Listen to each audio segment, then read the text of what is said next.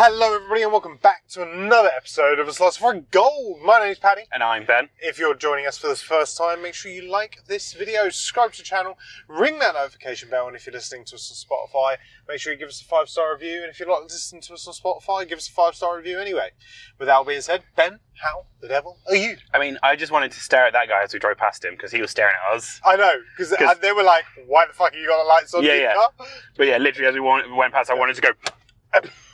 and fucking what? Just stare back at him. It's like, come on, this is 2026. We don't judge what people are doing. I mean, we do, but... yeah, but that's like... We do it for content. Exactly. Yeah, so... I finally have cruise control again. Woo! 300 quid later. Oh my god. Yeah, so... the part where that was actually broken... Yeah. Cost me only about 50 quid. Okay. But so when he slapped the invoice down and it was like 300 quid, I was like, I'm sorry. Sorry, what? Say that again? Are you really? And I was like, are you really charging me 250 quid for labour? And he's like, yep. And I was like, I'm gonna need an extra fucking nation for that. And he was like, well, Honda have used a company called ADAS to put their cruise control system in. Yes. So in order to recalibrate the cruise control system, you have to buy an ADAS calibration tool. Yeah. Paddy, do you want to hazard a guess at how much an ADAS calibration tool costs? About 250 quid? 80,000. What? Yes. Wow. 80,000. So he's like, yes, I have charged you 250 quid. I need to make my money back. I was like, okay, that's fair. Yeah. I mean, it's not fair. I'm not happy. It's 300 quid. Yeah. But kind of when he was like, yeah, it's 80, the tool I have to use is 80,000 because, they know it's their cruise control system. Only their tool can fix it. Yeah. They can charge whatever they basically fucking want. Yeah. And I was like, fair cop. Yeah. So, I understand it. I don't like it, but I understand it. It is what it is. So I'm kind of now at the point of like, just please, no more. Yeah. My credit card has had enough. Yeah. So that's that. Some people at work slightly pissed me off. Oh, okay. Because turns out, whilst I was on annual leave, they were hiding work. Wow. So of course shipping is still in the 80s. Yes. We still use paper files. Yes. But then again, some people are just unwilling to change. If I had it my way, it would all be spreadsheets. And it'd be beautiful. And it'd be colour-coded and da-da-da-da. But we're not living in my world. Yeah. We're living in the shipping world. So we do still have paper files. And the paper files sit in the trays in date of arrival order. In other words, the one's arriving tomorrow. Yeah, at the top. All right, the top. On Friday, I was going through the tray and I found one that was out of date order. I was like, that's a bit weird. That's out of date order. This also needs work doing to it. There's tasks outstanding. Okay. So as I'm putting that one back in order and I was checking through the tray again, there's another one. And another one. I found 29 files. Wow. Out of order with tasks outstanding. Oh. Safe to say, Paddy, I was fucking pissed. Yeah, I bet. And I kind of I said to my manager, I was like, hey, so the 2 weeks I was off, I've noticed there's been some shenanigans that have been fucking happening. Yeah. What's occurring? And even my manager went, well, we were really busy whilst you were off. And I was like, look, I get that you were busy when I was off. I get that I'm a hard fucking worker. Yeah. So I do the job of 6 people. I do the job of 6 people. I get, that you cannot keep up with the workload that I can because you are peons to me. But to hide the work away, to squirrel it away and pretend it wasn't there. That's bad. I would have rather come in on Monday and then the pile of work be sitting on my desk saying, hey, Ben, look, we didn't get to all that work. Yeah. It's got tasks outstanding, but there it is. It's on your desk. It's ready to go. Yeah. Fine. I'd have had no problem with that. At least you knew about it. At least I would have known about it. For them to hide it and wait for me to find it on the Friday. Yeah, no, that's not acceptable. Paddy, I was pissed. I bet you were. I was fucking pissed. So then when I finished it at 5:30 and then some mate messaged me going, hey, we're thinking of going for a drink out on the waterfront. Do you want to come with? I was like, fucking yes! And then that was another thing that annoyed me, because they're like, oh, we're going out for a drink. And I was like, I'm ready to fucking drown my fucking sorrows. Yeah. Because now I'm facing a weekend of having to log into work on my days off to catch up from the work that they've hidden. Yeah. So I get there, and they all have a drink. Mm-hmm. A drink. Yeah. No. Of course, I have 6 double discos. Absolutely. For those who don't know what disco is, a double Disaronno and Coke. Yes. Other amarettos are available. Yeah, other brands of amaretto are available. And other brands of Coke. But that is our preferred choice. Yes. And anyway, so then when we came up to pay, and they're like, oh yeah, I'm just paying for a Coke. Oh yeah, I'm just paying for a Prosecco. Oh yeah, I'm just... And then they're like, oh, and this bender over here. And I was like, fucking what? The 6 double discos is not a fucking bender. This is a light bevoire. It's a light bevoire. I was just like, I'm sorry, am I in fucking Twilight Zone today? Yeah. Where 6 drinks is a fucking, Yeah, a bender. A bender. And I said something else at work today. I was like, oh yeah, you're going to have like 4 Peronis whilst you watch the match tonight. And the person, you're going slower than I expected. The person I said it to was like, oh, 4 Peronis, I'd be on the ground. I was like, on fucking 4 Peronis? You'd be on the ground on 4 fucking Peronis. Fuck me. Like, I'd have pissed it all out.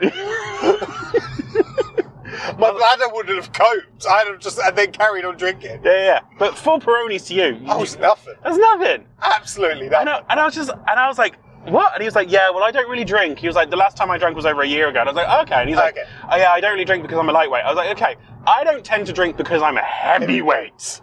You don't drink because you drink and you fall over. I don't drink because I drink and my bank account hits 0. Yeah, it's an expensive night when you go out of bed, people. Yes, it is. And you're the one who ends up getting paralytic while he's the one fucking still fine. Yep. And the one tucking you in bed at night. Yes. Making sure you're okay. In the afternoon. But if you're them. Yes. So now I'm like, oh shit, maybe I am an alcoholic. An alcoholic just doesn't drink. Yeah. And then, so I logged into work over the weekend. And then I've had people like chasing me to do things. It's like, I'm sorry, but I've not had any free time. Yeah. So, fuck off. Yeah. Leave me alone. Leave me alone. And considering I'm now facing... Because I thought it was just August that I had plans every weekend. Oh, right. Starting next weekend, so in other words, the last weekend of July. Oh, it's starting then, isn't it? I've got plans every single weekend for like 6-7 weeks straight. And I'm like, where is my time going to be? I will financially never go. I'm financially never going to recover from this. So car... Because we met on Thursday. Yeah, Thursday was when we came back. Stress at work. Friday. Apparently I drink a lot. Yeah. Didn't have my free time off. Never going to have free time again. Oh, that road's still closed. That can't be still closed. It was a fucking Oh, it must be then. burst water pipe. Well. Well, we know how to get around it. Yes. Yeah. I don't think there's anything else actually for me to tell you. Okay. I apparently twisted my ankle again on Thursday without me knowing, without you knowing, without anyone knowing. Oh, okay. Because on Friday it just seized up again. Oh, lovely. Yes, and got very nice and swollen and stiff. Ooh. Yes. Not in a good way. Not in a good way, no. So it's funny because I twisted it on Thursday, and then a week later I twisted it on Thursday. Maybe it's a Thursday. Maybe it's a Thursday thing. I'm going to be very careful this Thursday. Yeah, just don't move. Whereas when I messaged someone, I was like, I've twisted my ankle again, and they're like, again? I was like, yeah, and they're like, different ankle? I was like, same ankle. He was like, when did you twist it? 7 days ago. He's like, you've literally twisted it 2 Thursdays in a row. I was like, yeah, just chop the leg off at this point. Yeah. At the neck. Chop the leg off at the neck. Thanks, Paddy. That's the kind of things that my parents would used to say. Oh, if you cut your finger, we'll just cut it off by the neck. No, my parents wouldn't say that. Ooh, do I need to talk about my parents? No, I don't think I do. Nothing to report on the parents front. So, no, Paddy. I think I'm pretty up to speed with your parents at the moment. Paddy, how are you? I'm fine, thank you, Ben. I'm very tired. It's just been one of the, like in any establishment of work, like with most people, when somebody's on holiday, so's everybody else. Yeah. So we were a bit short this weekend at my new place. So I was kind of leading the boat and leading the charge for most of the weekend. But by 7 o'clock on Saturday, I was sitting on a chair with my hands in my head, like going, oh God, I've still got the next day to go. But it's been fine. I do want to moan about drivers. Okay. I don't understand what has happened in people's minds that they think it's acceptable to drive 30 and a 60 down a country lane and then have a go at me for doing closer to the speed limit. I wasn't speeding because I was only doing 50. But as I come around the blind bend and I'm slowing down and I'm coming around and they're then proceeding to do 30, then they have a go at me for driving too quickly on a 60 road. Are you behind them? Or I'm behind them. You're behind them. If you're uncomfortable at driving at night and driving the speed of the road, as we've established this before, shouldn't be driving. I don't care. I agree mostly. However, with country lanes, it is slightly different. With country lanes, especially on bends. But no, this is like this kind of road. Okay. It's not like it's not a single track. No. Okay, fine, yeah. It's this kind of size road. Yeah, then I would be like, why are you out here? Get off the road. But like one of the proper British single track, fucking wibbly wobbly. Yeah. If it was a wibbly wobbly single track, I'd be absolutely fine. 30 is acceptable. Yeah, what our driving instructor used to say. I know this was a long time for you, and you've had new driver instructors since. But she used to say, do the speed you know you can stop at if something's coming the other way. Yeah. You know, so when you're going down a single wibbly wobbly track on a corner, you do 30. 25, depending even on though it is. the speed limit on the road is 60. Yeah, you do. Yeah. Because even if you tried to take it at 50, you'd probably fucking flip your car anyway. Yeah. But my point is that at the end of the night, if you're driving, and let's face it, it's not been dark at too late at night. I mean, I was talking about driving home at say 9ish. Okay. Well, it's still at this time of year, it's dusk. Yeah. The sun hasn't fully set, but it's almost set. It's still semi well lit. It's headlights only, no need for main beams. Kind of siege. So the roads are pretty good. If you're unsure about driving that late at night, that you feel like even then when you're doing on the straight you're still doing 30, then don't drive. Yeah. Because you then become a hazard to everybody else. The people that used to annoy me are the ones who do 40 in a 60, but then 40 in a 30. Oh, people that because then it's obvious you do not care about the speed limit. Yeah. You just don't want to go the speed you want to go at. Yeah, you're a person that I feel comfortable at this speed, and this is the speed that I should drive at. They fucking irks me. Yeah. Because I'm just but there's never a police car when you want these people to be caught. That's the annoying thing. Because I've had that before, where I'll be driving, and I'm doing 50 in a 60. Yeah. It's fine. Is that coach coming out? Coming out or turning around? I think that's coming out from where we need to go with the road closed. If you get me. No, that's the entrance to the school. Is that the entrance to the school? Yeah, it's a I private can't hire see. There's a fucking bus with its lights on. Yeah, I'm sure that's the entrance to the thing. Yeah. Yeah, it's not that one. Is it this one? Yeah. See, we were ready for it. This one. This one, happily do 30 now. Let's do 60. Let's go! But it is national speed limit. It is, and I get it. I saw a post about a country lane, and it said it took a picture of this, and it said try to explain to an American that this is a two-way 60 mile an hour. It blows my mind. This should be a 30. For safety reasons, it should be a 30. But when I'm talking about a good like, it's the road between my place to, it's the Frinton, but, like, kind of like the Harwich roads. Yeah. Like, it's, they're good, they're well lit. I just remembered that suddenly give way. I was like, oh shit. I'm supposed to indicate, but it's fine. It is 11 o'clock at night, in the sticks. We should be okay. Unless you saw headlights, we would be fine. Yeah.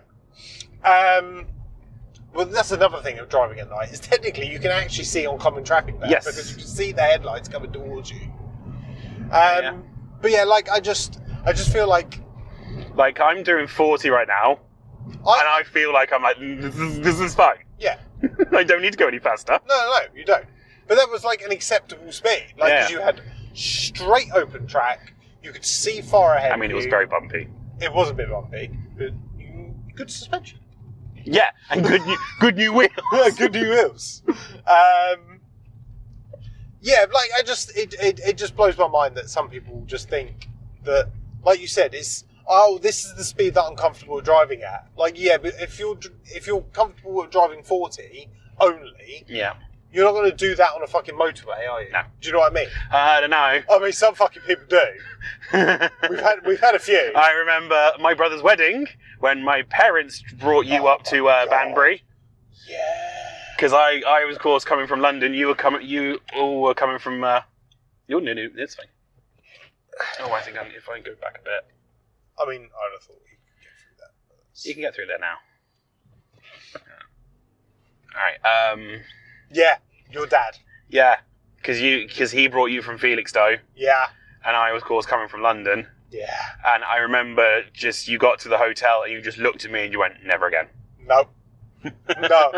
I don't think I've ever been in a car with your dad since. No. I think I put my foot down that day. I stopped doing it. Nope, never again. Gotta love a 55 mile an hour on the A14. Yeah, it scared the life out of me. I thought we were going to die. Did a lorry overtake you? Yeah, I think so. Yeah. Multiple. Like, that's when you know you're driving slowly. If a lorry overtakes you on an A road like that, like... If a lorry overtakes you and you've one, not got a trailer, and two, not got problems with your car. Yeah. Because, of course, there was a time I nearly killed this car, and we limped back to Felixstowe at, 35, 40 miles an hour? That was bad. But we drove with hazards on. We drove with hazards on. The car was literally in limp mode. Yeah. There was nothing that could be done about that. That was scary. What are you talking about? That was fun. No, it wasn't. It really wasn't. Yeah, other than that, I haven't really got anything else I can talk about. There was something I wanted to ask you your opinion on. Was it TV related? Is there any TV shows? There's a few, but I am so far behind. I haven't watched new House of Dragon. Mm-hmm. I haven't watched The Bear yet. Mm-hmm. We talked Avatar. Mm-hmm. X-Men 97 is amazing so far. People watch that. That's fucking great. Season 2's out. All the feels. No, I guess not then. I don't think so. Fine. Unless there's like an upcoming thing. Not that I can think of. It's not video game related because we discussed Discless already. No. Right. Well, better talk film then. Let's talk film.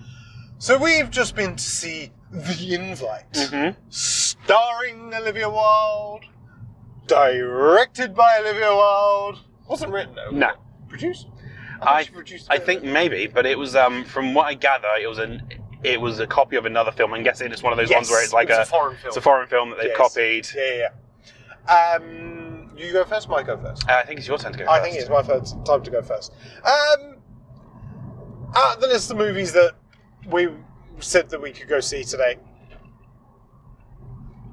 this was on the top of our list. I've seen some bits about it. Some people were saying it's probably the movie of the year, and I don't ever believe people that say that's the movie of the year, because these are the pretentious reviewers that go, yeah, how can you say it's the movie of the year the same year that Project Hail Mary came out? And The Odyssey came out, but we haven't watched that yet. That's next week. Well, that comes out next week. Debatable. Well, it's going to be interesting. It's going to be interesting. We'll save that discussion for next week. I really enjoyed this film. Like, you know what? It's It's a very interesting concept. You know, Uh-huh. it's one of those. I can't remember.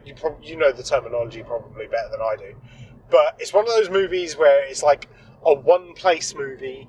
The whole movie revolves around this meeting of neighbours in one of their houses, and almost like shenanigans involved. Yeah. It's incredibly well acted. Seth Rogen's hilarious, Olivia Wilde's great, Penelope Cruz is great, Edward Norton's great, and they're your actors. That's it. There's just 4 of them. Like, and I wasn't bored. Like I said, I am fucking exhausted. When the movie started, I could feel myself dropping, and I was like, no, I must stay awake.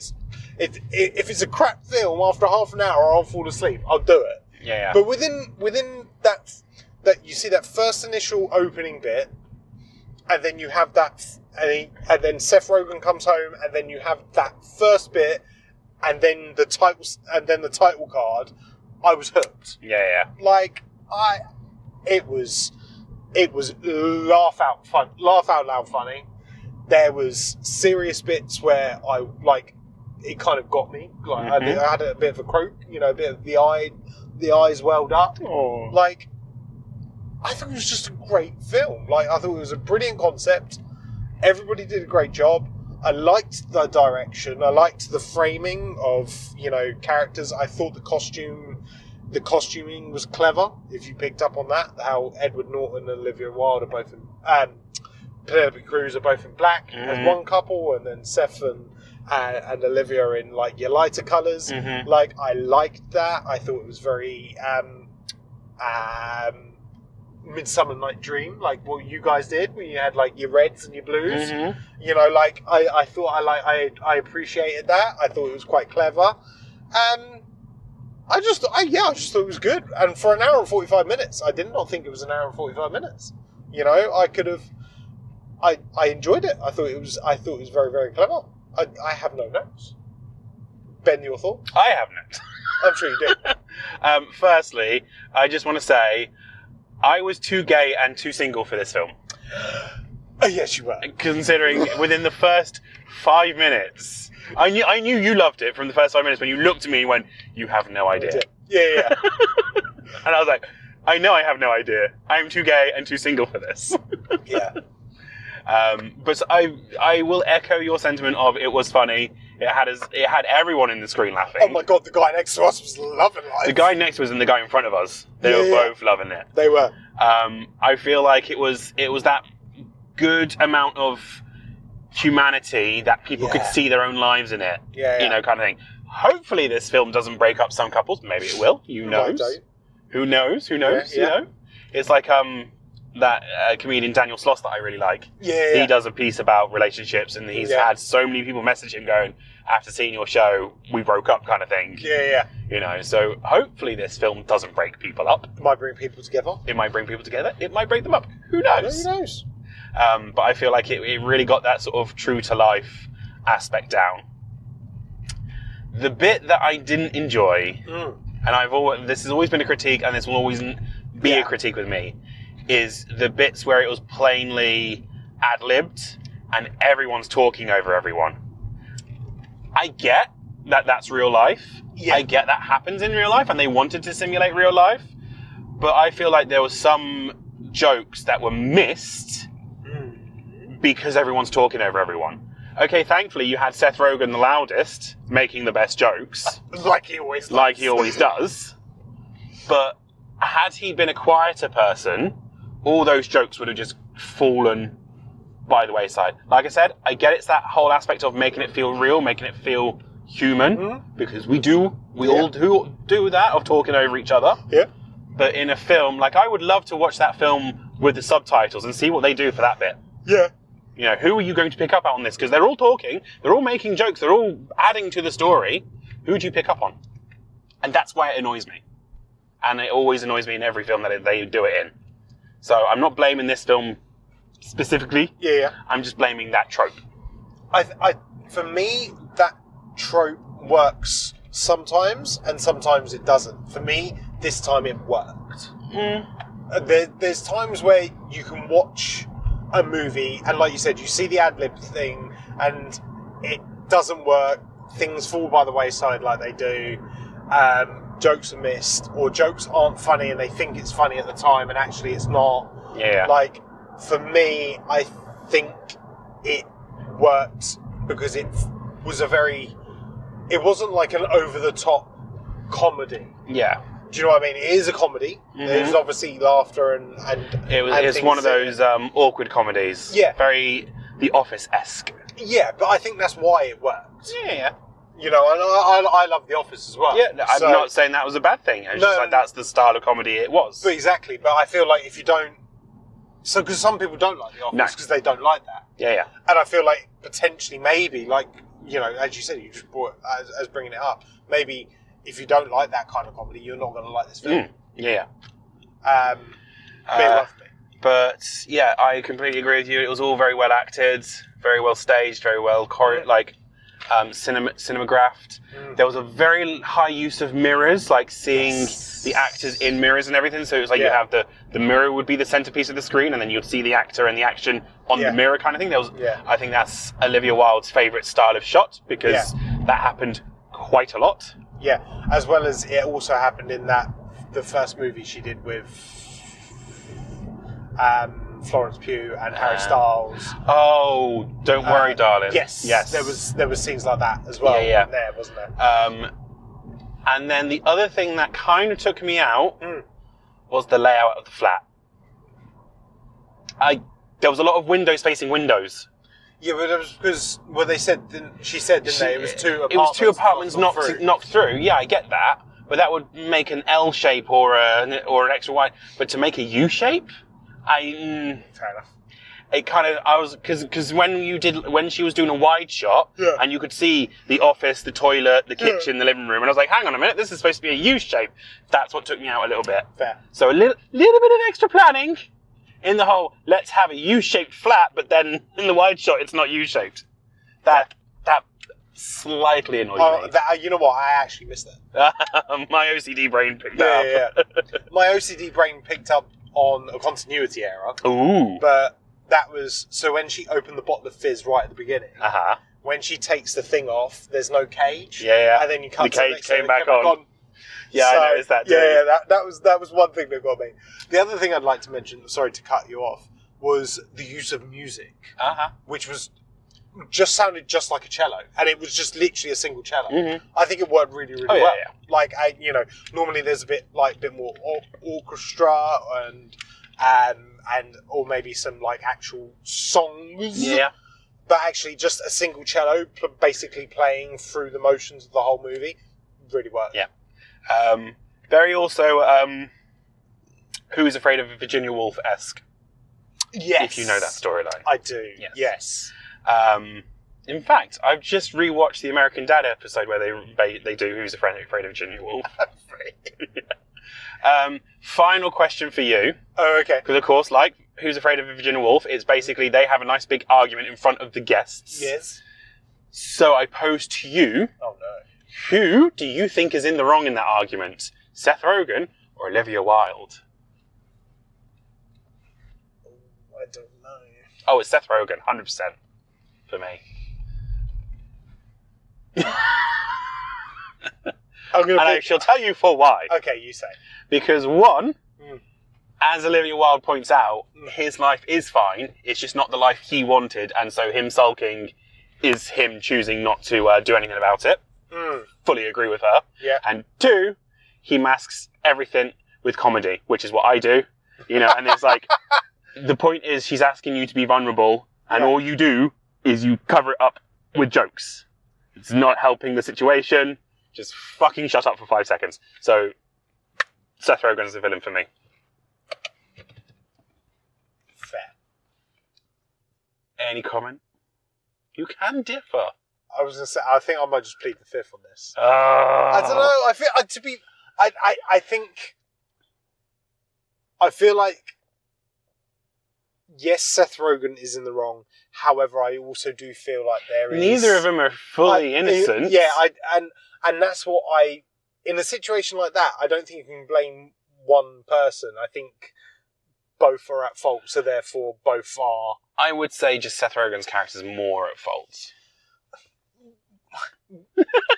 I mean, it's like a 60-40. Do you know what I mean? Like, you know, like, yes, you can argue that, yes, Seth Rogen... 70-30, but carry on. Okay, yeah, that's what I'm trying to say. But they're both at fault. At the end of the day, they are both at fault. That's how I see it. So, I think the point is that basically what they're trying to show is that they both have been, you know... Final point. What was the storyline with the fucking pills? That was never answered. That annoyed me. Well, I assume that was just antidepressants. Yeah, but, like, the fact that they kept bringing it up visually. Well, it was only right at the beginning and then in the middle a little bit. I assume it was anxiety. Right at the beginning. No, there was 3 times they showed those pills. Yeah. Right at the beginning. Yeah. Then she helps herself to one before tequila. Yeah. And then Hawk looks at it. So they showed that pill bottle 3 times. No, but then he looked at that before she took them. Well, either way, but it was like 3 times those pills were referenced. Ah, okay. But well, I think it's supposed to show that she's unhappy. She's unhappy with her life without trying to. But her going, I am depressed. Yeah, but my argument is, why did he have to look at it then? Because you could have got that from the first 2 times. Well, I think that's almost him trying to play on the fact that he knows that she's vulnerable. Maybe. That's how I would see that. He's confirming that, she is unhappy. Anyway, we've padded. Final thoughts. Please no brokey things. My credit card is damaged. Ben has no more money. No more money. No more time, apparently, because work life and social life are just exploding. Yeah. Also, if you're going to cover for a work colleague, don't hide work. Yeah, cover for them. Cover for them, or if you are generally too busy, just tell them when they come back, because that's a dick move. Dick move. Apparently me and you are alcoholics, but yep, we live. We do. If you're going to drive sensibly. Yeah. And the invite. Fine film. Absolutely fine film. But with that all being said, give us your thoughts down below. Email us slutterfiregoldpod@gmail.com. Make sure you like this video, subscribe to the channel, ring that notification bell. And if you listen to Spotify, give us a 5-star review. Thank you very much. We'll see you soon. Cheers. Bye guys.